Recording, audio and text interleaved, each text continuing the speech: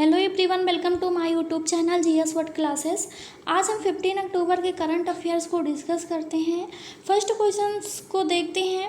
निम्न में से किस देश में विश्व बैंक की विकास समिति की 108वीं पूर्ण बैठक आयोजित हुई है? ऑप्शन में ए में है अमेरिका, बी में है मोरक्को, सी में है फ्रांस, डी में है ब्रिटेन। इसका करेक्ट आंसर जो हो जाएगा ऑप्शन बी हो जाएगा, मोरक्को में आयोजित हुआ है। केंद्रीय वित्त मंत्री एवं कारपोरेट कार्य मंत्री श्रीमती निर्मला सीतारमण ने मोरक्को के माराकोच में विकास समिति की 108वीं पूर्ण बैठक में भाग लिया है। इस बैठक की मेज़बानी मोरक्को के माराकोच में विश्व बैंक IMF की वार्षिक बैठक के मौके पर अमेरिका वित्त मंत्री जेनेट येलेन ने की है। इस बैठक का एजेंडा था रहने योग्य धरती पर गरीबी को खत्म करना। विश्व बैंक के विकास पर गवर्नरों को रिपोर्ट करें। और जानकारी देखते हैं।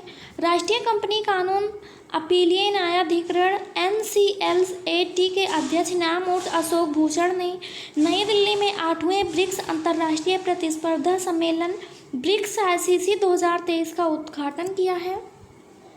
प्रतिस्पर्धा आयोग CCI 11 से 13 अक्टूबर 2023 तक इस सम्मेलन का आयोजन कर रहा है। सम्मेलन का विषय है प्रतिस्पर्धा कानून और नीति में नए मुद्दे, आयाम, परिप्रेक्ष्य, चुनौतियाँ। 2 नंबर क्वेश्चंस को देखते हैं।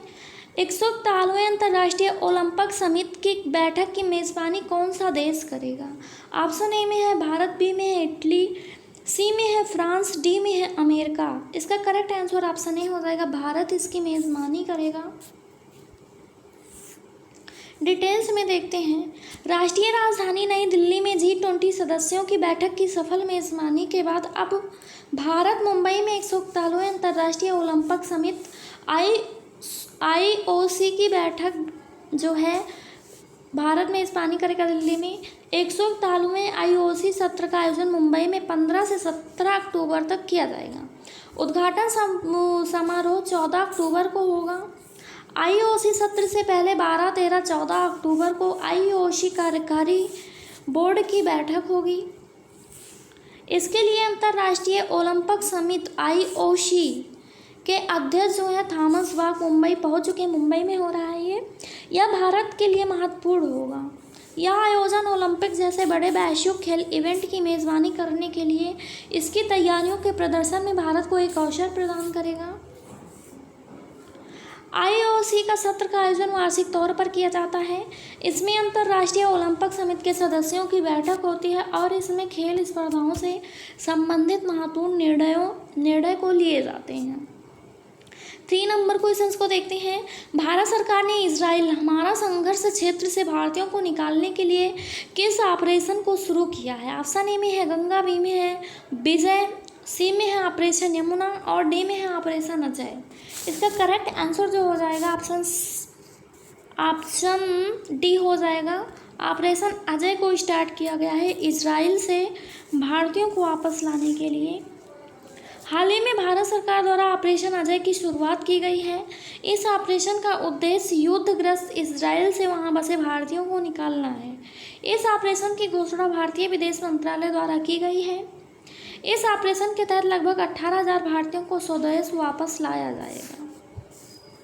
इजराइल के बेन गुरियन हवाई अड्डे से भारतीयों को लेकर विशेष विमान उड़ान भरेगा। बेन गुरियन इजराइल का प्रमुख अंतर्राष्ट्रीय हवाई अड्डा है। यह लोद शहर के उत्तरी इलाकों में स्थित है। आगे देखते हैं 4th नंबर क्वेश्चंस को। किस संस्थान ने इंटेलिजेंट शिकायत निवारण प्रणाली 2.0 विकसित किया है? ऑप्शन में है IIT दिल्ली, बी में है IIT रुड़की और सी में है IIT कानपुर, डी में है IIT मद्रास। इसका करेक्ट आंसर ऑप्शन सी हो जाएगा। IIT कानपुर ने इसे विकसित किया है। इंटेलिजेंट शिकायत निगरानी प्रणाली 2.0 को केंद्र सरकार की नई शिकायत निपटान प्रणाली है। हाल ही में विज्ञान एवं प्रौद्योगिकी राज्य मंत्री डॉक्टर जितेंद्र सिंह द्वारा इस प्रणाली के नए संस्करण का उद्घाटन किया गया है। यह एक सार्वजनिक शिकायत पोर्टल और प्रशासनिक सुधार और लोक शिकायत विभाग के ट्री डैशबोर्ड पोर्टल में स्वचालित प्रणाली है। इस प्रणाली का विकास IIT कानपुर द्वारा किया गया है। यह डैशबोर्ड दर्ज की गई निपटाई गई शिकायतें और राज्यवार जिलावार दर्ज कराई गई शिकायतों और मंत्रालय वार डेटा का त्वरित सारणीबद्ध विश्लेषण करता है। इसे आर्टिफिशियल इंटेलिजेंस क्षमता से सक्षम किया जाता है। 5th नंबर क्वेश्चंस को देखते हैं। Indo American chamber of commerce के राष्ट्रीय अध्यक्ष के रूप में किसे नियुक्त किया गया है? ऑप्शन ए में है देवेंद्र गोयल, बी में है रीना अवस्थी, सी में है अनिल सिंघवी, डी में है पंकज बोहरा। तो इसका करेक्ट आंसर ऑप्शन डी हो जाएगा। पंकज बोहरा को जो है नियुक्त किया गया है। चार्टर्ड अकाउंटेंट पंकज बोहरा ने Indo American chamber of commerce के राष्ट्रीय अध्यक्ष का पदभार ग्रहण किया है। ICG के भारत में 14वां कार्यालय सहित अमेरिका में 27 साझेदार संगठन है जो भारत और अमेरिका के बीच द्विपक्षीय व्यापार और निवेश को बढ़ावा देने में मदद करता है। Indo American chamber of commerce की स्थापना 1968 में की गई थी। 6 नंबर क्वेश्चन को देखते हैं। विश्व एथलेटिक्स ने इस वर्ष एथलीट ऑफ द ईयर के लिए किसे नामित किया है? ऑप्शन ए में है नीरज चोपड़ा, बी में है सीमा पुनिया, सी में है हिमा दास, डी में है मुरलीधरन शंकर। तो इसका करेक्ट आंसर ऑप्शन ए हो जाएगा, नीरज चोपड़ा को चुना गया है। विश्व एथलेटिक्स ने पुरुष एथलीट ऑफ द ईयर पुरस्कार 2023 के लिए नीरज चोपड़ा को नामांकित किया गया है। इसके साथ ही वर्ल्ड एथलेटिक्स अवार्ड 2023 के लिए वोटिंग प्रक्रिया भी शुरू हो गई है। नीरज चोपड़ा को ओलंपिक और विश्व चैंपियनशिप के स्वर्ण पदक विजेता हैं। अदर जानकारी देख लेते हैं। विश्व कप 2023 में अफगानिस्तान के खिलाफ दिल्ली के अरुण जेटली स्टेडियम में खेले गए मैच में रोहित ने अंतर्राष्ट्रीय क्रिकेट में सर्वाधिक छक्के का रिकॉर्ड तोड़ दिया है। इसके साथ ही उन्होंने वनडे विश्व कप इतिहास में सर्वाधिक शतक का रिकॉर्ड बना दिया है। रोहित एक दिवसीय विश्व कप में संयुक्त रूप से सबसे तेज 1000 रन बनाने वाले बल्लेबाज बन गए हैं। 7 नंबर क्वेश्चंस को देखते हैं। किस राज्य सरकार ने गंगा डॉल्फिन को अपने राज्य का जलीय जीव घोषित किया है? ऑप्शन ए में है बिहार, बी में है उत्तर प्रदेश, सी में है मध्य प्रदेश, डी में है उड़ीसा। तो इसका करेक्ट आंसर जो हो जाएगा उत्तर प्रदेश, यानी कि ऑप्शन बी हो जाएगा। उत्तर प्रदेश ने जलीय जीव नेशनल जलीय जीव घोषित किया है। उत्तर प्रदेश ने मुख्यमंत्री योगी आदित्यनाथ ने गंगा डॉल्फिन को राज्य का जलीय यानी राजकीय जलीय जीव घोषित किया है। गंगा डॉल्फिन गंगा, यमुना, चंबल, घाघरा, राप्ती और गेरुआ जैसी नदियों में पाई जाने वाली एक अनूठी लुप्त प्राप्त प्रजाति है। उत्तर प्रदेश में गंगा डॉल्फिन की अनुमानित आबादी वर्तमान में लगभग 2000 है। गंगा डॉल्फिन के संरक्षण मूल के पहचानने हुए तो राज्य सरकार द्वारा इस प्रजाति की रक्षा के लिए सक्रिय उपाय कर रही है। गंगा नदी डॉल्फिन दिवस भारत में हर साल 5 अक्टूबर को मनाया जाता है। 2009 में इसी दिन गंगा नदी डॉल्फिन की औपचारिक रूप से राष्ट्रीय जलीय पशु के रूप में अपनाया गया था। 8 नंबर क्वेश्चंस को देखते हैं। हाल ही में सेतु बंधन योजना के तहत किस राज्य में 118.50 करोड़ रुपए के 7 पुल परियोजनाओं की मंजूरी दी गई है? ऑप्शन ए में है मिजोरम, बी में है पश्चिम बंगाल, सी में है असम, डी में है अरुणाचल प्रदेश। इसका करेक्ट आंसर हो जाएगा ऑप्शन डी हो जाएगा, अरुणाचल प्रदेश हो जाएगा। केंद्र ने सेतु बंधन योजना के तहत अरुणाचल प्रदेश में 118 करोड़ 50 लाख रुपए लागत की 7 पुल परियोजनाओं को मंजूरी दी है। सड़क और परिवहन मंत्री नितिन गडकरी ने कहा है कि इन परियोजनाओं से संपर्क सुविधाएं बढ़ेंगी और सभी क्षेत्रों में आर्थिक विकास को बढ़ावा मिलेगा। ये परियोजनाएं जीवन के समग्र गुणवत्ता में सुधार लाने और अरुणाचल प्रदेश के सामाजिक आर्थिक विकास को बढ़ावा देने की राष्ट्र प्रतिबद्धता का अनुरूप है। अदर इन्फॉर्मेशन देखते हैं। अपनी साप्ताहिक कैबिनेट बैठक में असम सरकार ने एक प्रमुख बुनियादी ढांचा परियोजना 1000 किलोमीटर की हाई स्पीड इकोनॉमिक कॉरिडोर सड़क के निर्माण को हरी झंडी दे दी है। 3000 करोड़ रुपए की अनुमानित लागत वाली यह महत्वाकांक्षी परियोजना राज्य के कनेक्टिविटी और बुनियादी ढांचे को बढ़ाने में महत्वपूर्ण भूमिका निभाएगी। यह निर्णय प्रमुख विकास पहलों के आगे बढ़ाने के लिए सरकार की प्रतिबद्धता को दर्शाता है।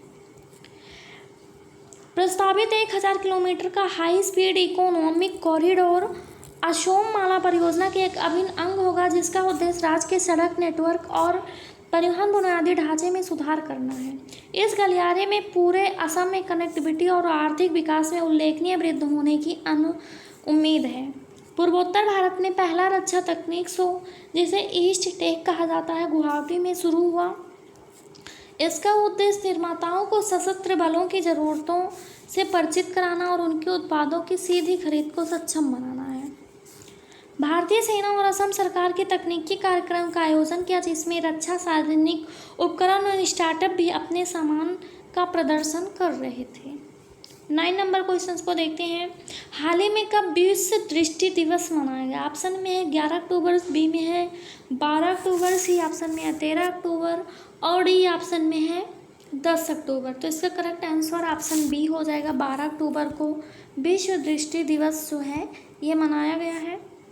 विश्व दृष्टि दिवस प्रतिवर्ष अक्टूबर के दूसरे गुरुवार को मनाया जाता है। यह एक वैश्विक कार्यक्रम है जिसका उद्देश्य अंधापन, दृष्टिबाधिता की ओर ध्यान आकर्षित करना है।